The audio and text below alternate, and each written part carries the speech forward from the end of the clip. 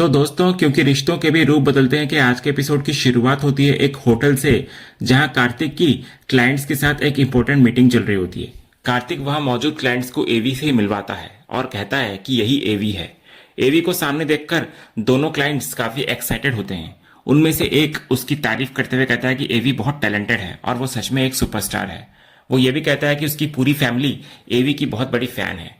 दूसरा क्लाइंट भी इसी बात से सहमत होता है कि उनके घर में भी एवी के गाने काफी पसंद किए जाते हैं। इसके बाद सभी लोग लंच के लिए एक साथ टेबल पर बैठ जाते हैं। बातचीत के दौरान एक क्लाइंट कहता है कि उनकी फैमिली एवी के ही गाने सुनती है।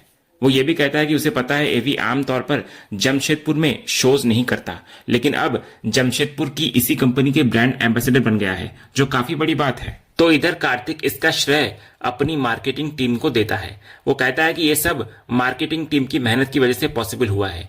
हेमंत भी उसकी बात आगे बढ़ाते हुए कहता है कि किसी ब्रांड को आगे ले जाने में मार्केटिंग टीम का बहुत बड़ा एफर्ट होता है। तभी एक क्लाइंट एवी के कैंपेन को लेकर पहले से चल रही अफवाह का जिक्र करता है। वो पूछता है कि क्या सच में एवी ने बीच में कैंपेन से बैकआउट कर लिया था। तो कार्तिक बात को संभालते हुए कहता है कि वो सिर्फ एक गलतफहमी थी और उसी मिसअंडरस्टैंडिंग की वजह से थोड़ी परेशानी हुई थी, लेकिन अब सब ठीक है। तभी दूसरा क्लाइंट कैंपेन की तारीफ करता है और बोलता है कि कैंपेन काफी अच्छा लग रहा है और मार्केटिंग स्ट्रेटेजी भी अच्छी दिखाई दे रही है। तो हेमंत इसके लिए क्लाइंट को थैंक यू कहता है और अपनी टीम की मेहनत की बात करता है। वो मार्केटिंग को लेकर नोएना की तरफ देखते हुए थोड़ा ताना भी मारता है और कहता है कि मार्केटिंग हर किसी के बस की बात नहीं होती। नोएना भी पीछे नहीं हटती। वो मानती है कि मार्केटिंग स्ट्रेटेजी अच्छी थी, लेकिन शुरुआत में वो इतनी सस्टेनेबल नहीं थी।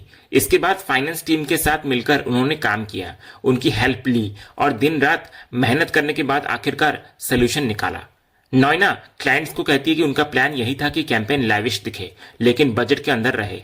यहीं से हेमंत और नोएना के बीच फिर बहस शुरू हो जाती है। हेमंत फाइनेंस डिपार्टमेंट के काम को लेकर अपनी बात रखता है और कहता है कि फाइनेंस का काम ही हर जगह कॉस्ट कम करना होता है, यहां से पैसे बचाओ, वहां से पैसे बचाओ। उसके मुताबिक असली काम मार्केटिंग डिपार्टमेंट करता है, क्योंकि ब्रांड को एक लेवल से दूसरे लेवल तक लेकर जाना और ब्रांड एम्बेसडर चूज करना मार्केटिंग की रेस्पॉन्सिबिलिटी होती है। नोएना भी अपनी बात रखते हुए कहती है कि अगर फाइनेंसर्स और फाइनेंस सपोर्ट ही नहीं करेंगे तो मार्केटिंग स्ट्रेटेजी सक्सेसफुल कैसे होगी। फिर धीरे धीरे दोनों के बीच बहस बढ़ने लगती है और मीटिंग के माहौल में भी ये साफ दिखाई देने लगता है। इसी बीच बाहर से सुप्रिया, बृंदा, सलोनी, मुन्नी और बच्चे वहां पहुंचते हैं। बच्चे और परिवार के लोग आपस में बातें कर रहे होते हैं, जिससे आवाज काफी बढ़ जाती है, शोर बढ़ती है। बृंदा जैसे ही देखती है कि अंदर मीटिंग चल रही है, वो तुरंत बच्चों को शांत रहने के लिए कहती है। लेकिन तभी मिताली जानबूझकर क्लाइंट्स के सामने परिवार को लेकर कमेंट पास करती है। वो उन्हें देहाती तरह के लोग बताती है और कहती है कि इतनी फैंसी जगह पर आ तो जाते हैं, लेकिन बिहेव करना नहीं जानते। इसके बाद वो क्लास को लेकर भी ताना कसती है। तो हेमंत तुरंत मिताली को बिहेव करने के लिए कहता है। नोएना भी उसको रोकती है और कहती है कि वो कुछ न बोले। कार्तिक भी मिताली को समझाता है कि ये एक पब्लिक प्लेस और पब्लिक रेस्टोरेंट है, यहाँ कोई भी आकर एंजॉय कर सकता है, इसलिए उसे या किसी और को इस बात से प्रॉब्लम नहीं होनी चाहिए। इसके बाद कार्तिक उठकर बृंदा और उसके परिवार के पास जाता है और उन्हें हेलो करता है। बृंदा उसको देखकर कहती है कि उसे पता नहीं था कि यहाँ मीटिंग चल रही है और वो इसके लिए सॉरी भी बोलती है। तो कार्तिक कहता है कि पहले प्लान ऑफिस में मीटिंग करने का था, लेकिन बाद में उन्होंने सोचा कि मीटिंग के साथ लंच भी कर लिया जाए, इसलिए सब लोग यहाँ रेस्टोरेंट में आ गए। वो बृंदा से कहता है कि वो लोग भी आराम से एंजॉय कर सकते हैं। इसके बाद कार्तिक बृंदा को अपने क्लाइंट्स से मिलवाने के लिए साथ लेकर जाता है। वो क्लाइंट्स के सामने बृंदा को इंट्रोड्यूस करते हुए कहता है कि जिस कैंपेन की अभी बात हो रही थी उसमें बृंदा का बहुत बड़ा कंट्रीब्यूशन है। कैंपेन की एक एक डिटेल बृंदा के पास है और अगर वो नहीं होती तो शायद काम इतनी अच्छी तरह कंप्लीट नहीं हो पाता। बृंदा क्लाइंट से बच्चों की आवाज के लिए पहले सॉरी कहती है, लेकिन क्लाइंट उसे रिएश्योर करते हुए कहता है कि सॉरी की कोई जरूरत नहीं है, उनके घर में भी बच्चे हैं और बच्चों का शोर करना तो नॉर्मल है। कार्तिक भी बृंदा से धीरे से बोलता है कि वो यहाँ की टेंशन ना ले, मीटिंग बहुत अच्छी चल रही है। फिर बृंदा वापस अपने परिवार की तरफ जाने लगती है, लेकिन तभी उसके पैर से उसकी पायल निकलकर नीचे गिर जाती है।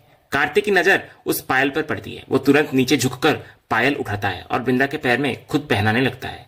ये देखकर वहीं बैठा एवी यानी अंगद पूरी तरह चुप नजर आता है। कार्तिक को बृंदा के पैर में वही पायल पहनाते देखकर उसके सामने पुराने पल वापस आने लगते हैं, जब उसने कभी बृंदा को यही पायल दिया था और अपने हाथों से उसे पहनाया था।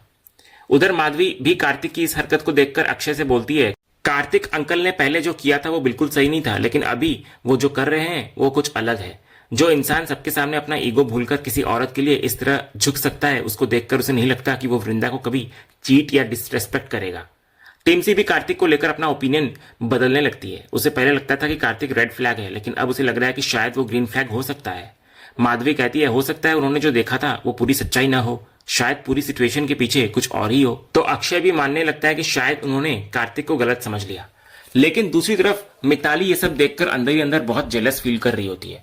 कार्तिक को वृंदा के लिए इस तरह झुकते देख उसके चेहरे पर जलन साफ दिखाई देती है। फिर मिताली एक ग्लास में जूस भरती है और टिम्सी से मिलने के बहाने वृंदा की तरफ बढ़ती है, लेकिन जानबूझकर वो वृंदा के ऊपर जूस गिरा देती है। इसके तुरंत बाद मिताली इनोसेंट बनने की कोशिश करती है और वृंदा से सॉरी कहती है। वो कहती है कि उसने वृंदा को देखा ही नहीं था और उसे पता नहीं था कि वो वहीं पर खड़ी है। वो कहती है कि उसका ध्यान टिम्सी की तरफ था और वो उसी को हेलो कहने जा रही थी। इसके बाद मिताली टिश्यू लेकर वृंदा को देती है और कहती है कि इससे कपड़े साफ कर लो, लेकिन वृंदा मिताली का टिश्यू नहीं रखती। वो खुद वॉशरूम की तरफ चली जाती है ताकि अपने कपड़ों पर गिरा जूस साफ कर सके, और तभी मिताली भी उसके पीछे पीछे वॉशरूम की तरफ चली जाती है। अगले सीन में हम देखते हैं कि वृंदा अपनी साड़ी पर गिरे हुए जूस को साफ कर रही होती है वॉशरूम पर। तभी मिताली उसके पास पहुंचती है। वो वृंदा से सॉरी कहती है, लेकिन उसकी बातों से साफ पता चलता है कि उसका सॉरी सिर्फ दिखावे के लिए है। वो वृंदा को ताना मारते हुए कहती है कि उसने गलती से अपना झूठा किया हुआ जूस उसके ऊपर गिरा दिया। फिर वो जानबूझकर वृंदा को नीचा दिखाने की कोशिश करती है और साड़ी को लेकर भी कमेंट पास करती है कि ऐसा नहीं है कि उसकी साड़ी कोई बहुत महंगी या डिजाइनर है जिसके खराब होने से बहुत बड़ा नुकसान हो जाएगा। इसके बाद मिताली सीधे वृंदा की पर्सनल लाइफ पर चली जाती है। वो कहती है कि वो जूस की झूठन की बात ही नहीं कर रही, बल्कि वृंदा की जिंदगी की बात कर रही है। उसके मुताबिक वृंदा की लाइफ भी दूसरों की झूठन पर ही चल रही है और शायद उसे इसकी आदत हो चुकी है। मिताली पुराने रिश्तों का जिक्र करते हुए कहती है कि पहले उसे अंगद चाहिए था, लेकिन वृंदा ने उसे उससे दूर कर दिया। अब जब उसे कार्तिक पसंद आया तो वृंदा वहां भी पहुंच गई। वो वृंदा पर ताना मारती है कि उसे हमेशा दूसरों की इस्तेमाल की हुई चीजें ही क्यों चाहिए होती है। इसके बाद मिताली कार्तिक की पसंद पर भी सवाल उठाती है। वो कहती है कि उसे समझ ही नहीं आता कि कार्तिक को वृंदा में ऐसा क्या दिखाई देता है। फिर वो वृंदा की उम्र और लुक्स को लेकर भी इंसल्टिंग कमेंट्स पास करने लगती है। मिताली खुद को वृंदा से ज्यादा यंग बताते हुए उसके रिंकल्स, डार्क स्पॉट्स और बॉडी तक पर कमेंट करती है। वो कहती है कि वृंदा 2 बच्चों की मां है, इसलिए यह सब नेचुरल हो सकता है, लेकिन वो खुद को मेंटेन नहीं करती। इसके उलट मिताली अपनी लाइफस्टाइल की तारीफ करते हुए कहती है कि वो टाइम पर योगा, पिलाटेस, लेजर और स्किन केयर जैसी चीजें करती है। यानी वो साफ तौर पर वृंदा को उसके लुक्स और उम्र को लेकर इनसिक्योर करने की कोशिश कर रही होती है। लेकिन तभी वहां टिम्सी आ जाती है और मिताली की बातें सुन लेती है। टिम्सी तुरंत मिताली की खुद से इतनी तारीफ करने पर ताना मारती है। वृंदा को कहती है वो कि जब किसी इंसान को दूसरों से तारीफ नहीं मिलती तो वो मिताली जैसा हो जाता है और फिर अपनी ही तारीफ खुद करने लग जाता है। मिताली को यह बात बिल्कुल पसंद नहीं आती। वो टिम्सी को पूछती है कि वो उससे इस तरह बातें क्यों कर रही है, आखिर वो उसकी मदर है और क्या कोई अपने पेरेंट्स से इस तरह बात करता है। तो टिम्सी भी इस बार पीछे हटने के लिए तैयार नहीं होती। वो मिताली से कहती है कि पहले उन्हें पेरेंट होने का मतलब समझना चाहिए। पेरेंट सिर्फ वो नहीं होता जो नाम से माँ बाप हो, बल्कि वो होता है जो अपने बच्चों के लिए प्रेजेंट रहे और उसकी जिम्मेदारी ले। टिम्सी मिताली से सवाल करते कि उसने उसकी रेस्पॉन्सिबिलिटी कब ली। वो साफ कहती है कि उसने कभी उसकी जिम्मेदारी नहीं उठाई। इसके बाद टिम्सी वृंदा का पक्ष लेते हुए मिताली से कहती है कि वृंदा को उसकी झूठन की कोई जरूरत नहीं है। वृंदा उसकी तरह नहीं है कि सामने वाला इंसान मना करता रहे और फिर भी उसके पीछे भागती रहे। इतने में मुन्नी वहां पहुंचती है। वो टिम्सी को रोकते हुए कहती है कि उसे मिताली से इस तरह बात नहीं करनी चाहिए। जो भी हो, मिताली उससे बड़ी है और इसी वजह से उसे रेस्पेक्ट देना जरूरी है। टिम्सी मुन्नी की बात को समझती है, लेकिन साथ ही वो अपनी बात भी रखती है। वो कहती है कि मुन्नी सही कह रही है कि बड़े लोगों की रेस्पेक्ट करनी चाहिए, लेकिन अगर कोई उम्र से बड़ा है तो उसे बड़े लोगों की तरफ बिहेव करना भी आना चाहिए। फिर टिम्सी मुन्नी की कही हुई बात याद दिलाती है कि रेस्पेक्ट मांगने से नहीं मिलती, उसे अर्न करना पड़ता है। लेकिन तभी मिताली मुन्नी को भी निशाना बनाना शुरू करती है। वो मुन्नी से कहती है कि उसे बीच में आकर किसी की हेल्प करने या उसके लिए लड़ने की जरूरत नहीं है। उसने मुन्नी से ना तो हेल्प मांगी और ना ही उसे अपना पक्ष रखने के लिए कहा। मिताली मुन्नी को ताना कसते हुए कहती है कि उसे इस तरह महान बनने की कोई जरूरत नहीं है। टिम्सी ये देखकर मुन्नी से कहती है कि आप इनके लिए मुझे डांट रही थी। वो कहती है कि मिताली कभी चेंज नहीं हो सकती और वो बहुत सेल्फिश है। इतना बोलकर वो चली जाती है। इसके बाद वृंदा और मुन्नी भी वहां से जाने लगती हैं, लेकिन मिताली उन्हें रोक देती है। अब मिताली मुन्नी के पुराने पास्ट को लेकर उसको इंसल्ट करने लग जाती है। वो कहती है कि उसने जो बात वृंदा से कही थी वही मुन्नी पर भी लागू होती है। उसके मुताबिक मुन्नी भी उसकी झूठन पर ही पल रही है। मिताली जानबूझकर मुन्नी को उसके पुराने समय की याद दिलाती है और कहती है कि वो पहले नौकरानी थी, इसलिए दूसरों का झूठा खाना और बचा हुआ सामान इस्तेमाल करना उसके लिए कोई बड़ी बात नहीं है। वो मुन्नी की पर्सनल लाइफ पर भी कमेंट करती है और कहती है कि उसका एक्स हस्बैंड अब मुन्नी के साथ है, यानी कि ऋतिक। इसके लिए उसके लिए ये कोई नई बात नहीं होनी चाहिए। लेकिन इस बार मुन्नी बिल्कुल नहीं टूटती। मुन्नी मिताली से कहती है कि अगर उसे लगता है कि बार बार उसका पास्ट याद दिलाकर वो उसे छोटा महसूस करवा देगी तो वो गलत है। बल्कि जब भी मिताली उसे उसका पास्ट याद दिलाती है, मुन्नी को खुद पर और ज्यादा प्राउड फील होता है। वो कहती है कि जब वो पीछे मुड़कर अपनी लाइफ देखती है तो उसे गर्व होता है कि वो कहां से कहां पहुंच गई है। उसने अपनी लाइफ में बहुत कुछ अचीव किया है।